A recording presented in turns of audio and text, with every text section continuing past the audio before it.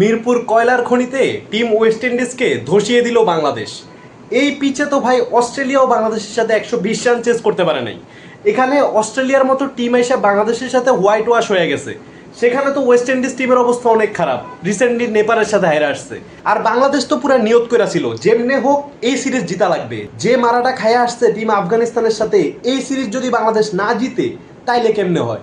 200 run না, বাংলাদেশ যদি 150 রানও target দিত, এই কয়লার খনিতে 120 রান করাও ভাই অনেক টাফ। বাংলাদেশ শুরুতে যেমনে খেলছে চিন্তা করেন, ওয়েস্ট ইন্ডিজ যদি আগে ব্যাটিং করে 150 রান করতো, বাংলাদেশেরও সেম অবস্থাই হইতো। পরের ম্যাচে দেখবেন বাংলাদেশ যদি ফার্স্টে ব্যাটিং না পায়, সেই ক্ষেত্রে বাংলাদেশের এমন পরিস্থিতিতে পড়তে হবে। লাইক এই ধরনের পিচ নিয়ে যদি সমালোচনা না হয় তাইলে আপনি আমারে বললেন। মিরপুরের এই ধরনের পিচে ভাই অস্ট্রেলিয়া ইংল্যান্ড আমাদের কাছে পাত্তা পায় না। ভারতের মতো টিমও এখান থেকে হোয়াইট ওয়াশ হয়ে গেছে। সেখানে ভাই ওয়েস্ট ইন্ডিজের এই টিমের অবস্থা তো অনেক খারাপ। এরা নেপালের সাথে রিসেন্টলি হারছে, এরা আয়ারল্যান্ডের সাথে রিসেন্টলি হারছে। এই দলটার সাথে এই ধরনের অমানবিক আচরণ না করলেও পারতো বাংলাদেশ। যদিও বাংলাদেশেরও একই অবস্থা, বাংলাদেশ এই ধরনের পিচে না খেললে বাংলাদেশেরও আর এই ম্যাচ জেতা লাগতো না।